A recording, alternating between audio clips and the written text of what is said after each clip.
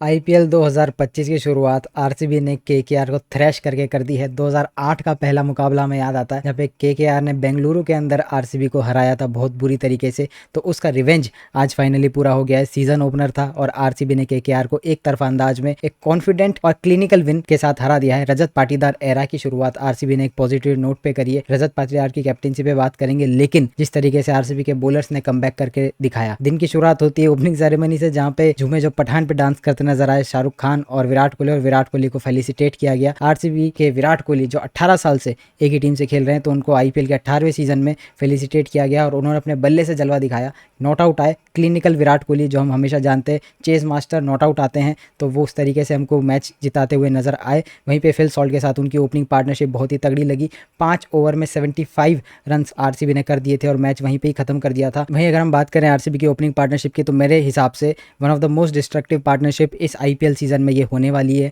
हाँ, आप कह सकते हैं कि हेड और अभिषेक की पार्टनरशिप, आप कह सकते हैं संजू और यशस्वी की पार्टनरशिप, गिल बटलर की पार्टनरशिप, लेकिन अगर मैं कहूँ तो कोहली और सॉल्ट की पार्टनरशिप भी ज़्यादा दूर नहीं है। और जितनी इफेक्टिवनेस के साथ में इन दोनों ने मैच फिनिश किया है, मुझे लगता है कि ये आने वाले टाइम में बहुत ही घातक साबित होने वाली है।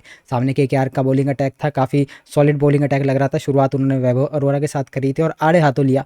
विराट कोहली और फिल सॉल्ट दोनों ने ही स्पेंसर जॉनसन को भी मारा। उसके बाद हर्षित राणा ने आके थोड़ी बचाने की कोशिश करी। वरुण चक्रवर्ती जो मिस्ट्री थी, उनकी मिस्ट्री सॉल्व कर दी सॉल्ट ने पहले ही ओवर में और मैच को एक तरफा बना दिया। देवदत्त पडिक्कल के रन्स उतने आए नहीं, 10 बॉल पे 10 रन उन्होंने करे। मैनेजमेंट ने उनको नंबर 3 पे जो है भरोसा दिया है, तो देखते हैं अब उनसे हमें क्या आगे मिलता है। बाकी रजत पाटीदार की कप्तानी, उनके बैटिंग बिल्कुल भी इफेक्ट नहीं डाली और उन्होंने 200 की स्ट्राइक रेट पे बढ़िया स्कोर किया। 3-4 बॉलें लिविंगस्टन ने भी खेले और उनको भी जो 2 बाउंड्रीज लगा के कॉन्फिडेंस मिला होगा, नॉट आउट जाके कॉन्फिडेंस मिला होगा, ये जरूर उनके कॉन्फिडेंस पे ऐड करेगा। अगर बॉलिंग की बात करें तो एक बिटर स्वीट सी स्टार्ट थी आरसीबी के लिए, क्योंकि टॉस हम जीत गए थे और हमने बॉलिंग का फैसला किया। लेकिन सबसे बड़ा झटका सभी फैंस को और आरसीबी को तब लगा होगा जब हमें ये पता चला कि भुवनेश्वर पहले मैच के लिए अवेलेबल नहीं है।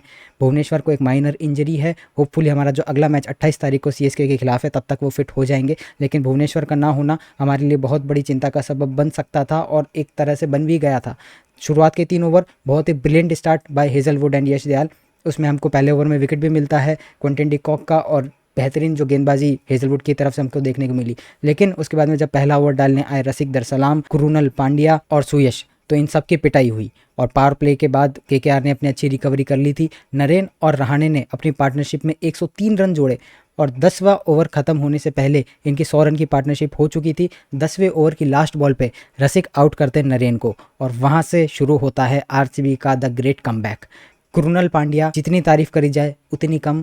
पहले ओवर में रन्स पड़े थे, उसके बाद आते हैं 3 ओवर में 3 विकेट, वो भी एरे गहरे विकेट नहीं। कप्तान रहाणे जो 50 पार कर चुके थे, वाइस कैप्टन और इस केकेआर के सबसे महंगे प्लेयर वेंकटेश अय्यर और रिंकू सिंह, जिनको रिटेन किया गया था सबसे ज़्यादा भाव में, तो इन तीनों का विकेट लेते हैं कुरुनल पांड्या। दूसरी तरफ से सुयश शर्मा उतने कॉन्फिडेंट नहीं लग रहे थे, उनकी लेंथ जो है वो कंसिस्टेंट नहीं थी और बहुत ही ज़्यादा रन्स वो दे रहे थे, बहुत ही ज़्यादा शॉर्ट लेंथ वो बॉलिंग कर रहे थे और पूरे बल्लेबाज जो है उनका फ़ायदा उठा रहे थे।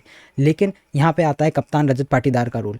उन्होंने कहा सुयश, हमारा प्लान है रसल के खिलाफ और तुमको वो प्लान एग्जीक्यूट करना है। भले ही तुम्हारा आज का दिन अच्छा नहीं जा रहा हो, लेकिन तुमको वो जो हमने प्लान डिस्कस किया था वो करके दिखाना है और वही सुयश ने करके दिखाया। वो उस ओवर की शुरुआत उनकी ठीक रही, बीच में चौका भी खाया, लेकिन अगली बॉल पे आगे गूगली डाल के उन्होंने रसल को चलता किया और रजत पाटीदार से ज़्यादा खुश और कोई नहीं था सुयश के लिए। सुयश का गेम भी काफ़ी हॉट एंड कोल्ड था, मतलब कि पूरा मैच उन्होंने मार खाई, लेकिन वो एक रसल का विकेट कम से कम आपके 20-25 रन बचा गया। लिविंगस्टन ने भी बीच में 2 क्रूशल ओवर डाले, जहाँ पे एक समय ये लग रहा था शायद से सुयश से चौथा ओवर नहीं कराया जाएगा, लेकिन चौथा ओवर उन्होंने भी कराया। लिविंगस्टन ने भी 2 ओवर डाले और अच्छे ओवर डाले। बीच में आके पहले ओवर में 10 रन दिए थे, दूसरे में तो और भी कम दिए। और डेथ बॉलिंग जो आरसीबी की इतनी शानदार रही, जहाँ पे यश दयाल और हेजलवुड ने, यश दयाल ने जहाँ स्लोअर वंस यॉर्कर्स का उपयोग किया, वहीं पे हेजलवुड ने समझदारी का प्रयोग करते हुए लास्ट ओवर में जब उन्होंने देखा कि हर्षित राणा स्ट्राइक पे, तो उन्होंने पिच से बाउंस एक्सट्रैक्ट करने की कोशिश करी और बाउंस बार बार उनको मिलती रही। हर्षित राणा जो है वो कुछ नहीं समझ पाए, एक एच का चौका भी गया पीछे, लेकिन जहां एक समय लग रहा था कि 230 रन के आसपास केकेआर टारगेट कर सकती है,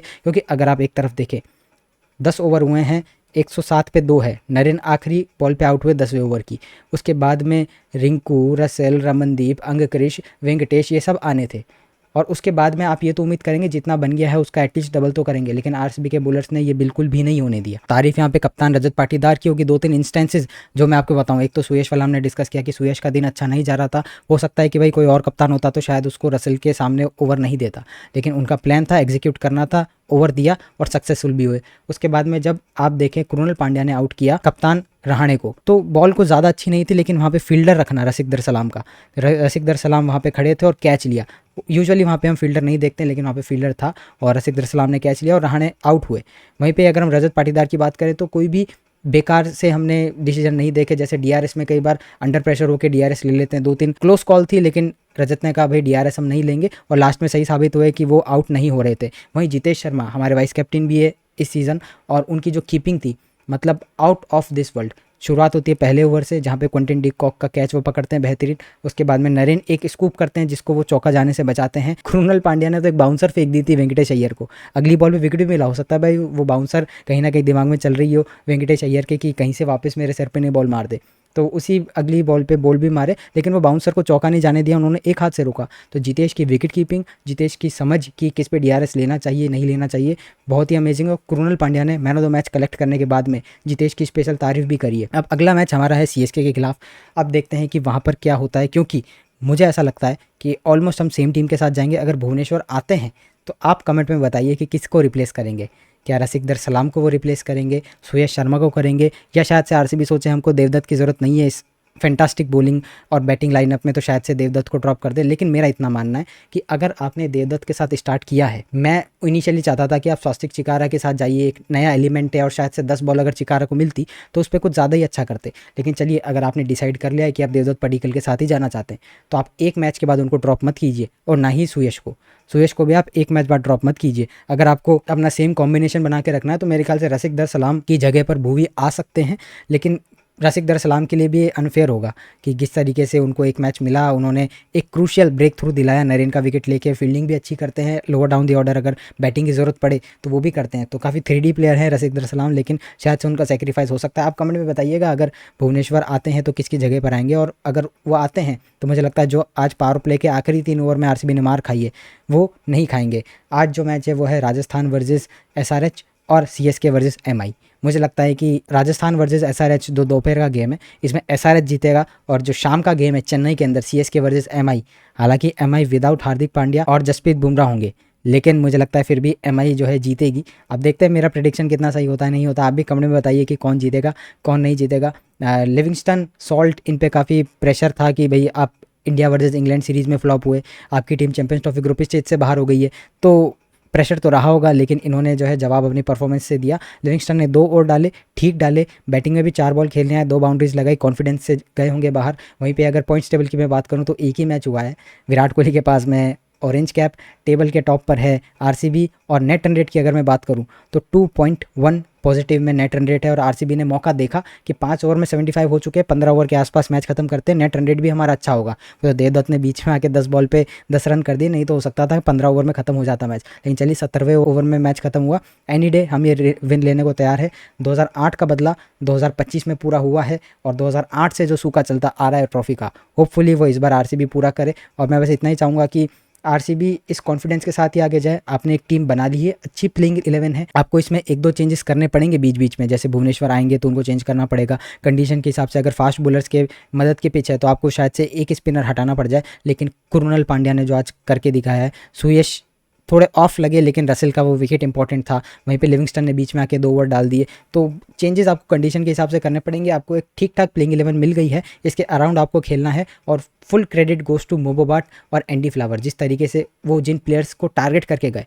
आपको याद होगा हमने वॉशिंगटन सुंदर छोड़ा कृणाल पांड्या के लिए, कृणाल पांड्या आज मैन ऑफ द मैच, हमने रबाडा को जाने दिया, स्टार्क को जाने दिया, इनके पीछे बिडिंग करी थी लेकिन उतना एग्रेसिवली हम नहीं गए, और किसको लिया, जॉस हेजलवुड, एकदम परफेक्ट बाय अब वो महसूस हो रहे हैं। उसके बाद में अगर हम देखें तो हमने ईशान किशन को जाने दिया, फिल सॉल्ट को हमने बाई किया, जितेश शर्मा को हमने बाई किया विकेट कीपर के स्लॉट से, ना ऋषभ पंत के पीछे गए ना केएल राहुल के पीछे गए, विकेट कीपर में हम तय थे कि भाई जितेश और फिल सॉल्ट चाहिए हमको। तो ये जो एकदम स्ट्रेटजी और ये जो आप प्लानिंग इसकी बातें करते हैं, तो यहाँ पे दिखता है कि आप कितने अपने थॉट्स को लेके क्लियर थे। आप ऑक्शन में गए, अपने थॉट्स को किया, ठीक है, आप हो सकता है 1-2 प्लेयर और चाहते होंगे, जैसे वेंकटेश चाहिए थे लेकिन आउट ऑफ द पर्थ चले गए, यूजी चाहिए थे आउट ऑफ द पर्थ चले गए, लेकिन कुछ प्लेयर्स थे जिनको आप चाह रहे होंगे कि हमारे पास आए, वो आए भी और अब आप उनकी परफॉर्मेंस देख रहे हैं। तो मैं बस इतना ही कहूँगा कि हो सकता है पहला मैच बहुत अच्छा हुआ हो, तो अब सब तारीफ़ करेंगे सोशल मीडिया पे, 1-2 मैचेस आरसीबी बुरा भी खेलेगी, तो मैं बस इतना ही कहूँगा 18वां सीज़न है, तैयारी कर लो, सेलिब्रेट होने वाला है। सीज़न की शुरुआत बहुत सॉलिड हो गई है, ख़त्म भी उतने ही सॉलिड तरीके से करेंगे, और फाइनल कहाँ है? ईडन गार्डन्स में। तो ये पहला और आखिरी मैच इस सीज़न का आरसीबी का नहीं था ईडन गार्डन्स पे, एक और मैच फाइनल खेलेगी आरसीबी इस ग्राउंड पे, ऑपोजिशन कोई भी हो, ट्रॉफी आरसीबी में आनी चाहिए। तो चलिए आज इतना ही रखते हैं, आप अपनी प्रेडिक्शन आज के मैच की बता देना, और अगले मैच में भुवी अगर आते हैं तो कौन रिप्लेस करेगा उनको, वो भी आप कमेंट में बता देना। अगर आप इतनी देर तक इस वीडियो को देख रहे हैं तो आप बहुत ही बड़े आरसीबी फैन हैं, तो चैनल को सब्सक्राइब करना ना भूलें और वीडियो को लाइक करना ना भूलें। आपसे मिलते हैं अगली वीडियो में, तब तक के लिए गुड बाय।